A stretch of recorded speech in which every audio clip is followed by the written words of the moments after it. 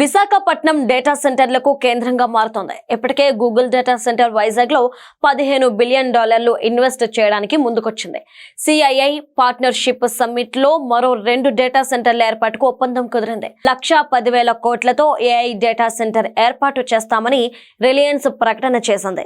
మరో foreign company Brooke field కూడా విశాఖ వస్తున్నామని ప్రకటించింది. ఈ 2 కంపెనీల్లో చెరో గిగావాట్ సామర్థ్యం కలిగిన డేటా సెంటర్లను ఏర్పాటు చేస్తాయి. ఈ డేటా సెంటర్లకు అవసరమైన 2 గిగావాట్ల విద్యుత్ కోసం సోలార్ పవర్ ప్లాంట్లు నెలకొల్పడానికి ప్లాన్ చేస్తున్నాయి. కేవలం డేటా సెంటర్ల ద్వారానే 3.5 లక్షల కోట్ల పెట్టుబడులు ఏపీకి రానున్నాయి.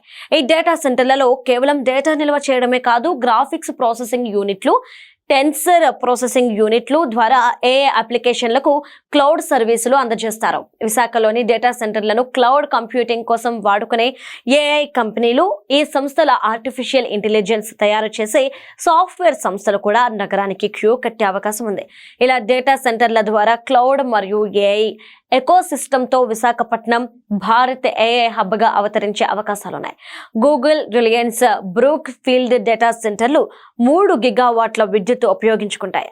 ఈ సంస్థలు క్లీన్ ఎనర్జీకి ప్రాధాన్యం ఇస్తుండటంతో కొత్తగా సోలార్ విద్యుత్ ప్లాంట్లు నిర్మిస్తారు. ఈ విధంగా ఏపీ కాలుష్య రహిత క్లీన్ ఎనర్జీకి కేర్ ఆఫ్ అడ్రస్ గా మారుతుంది.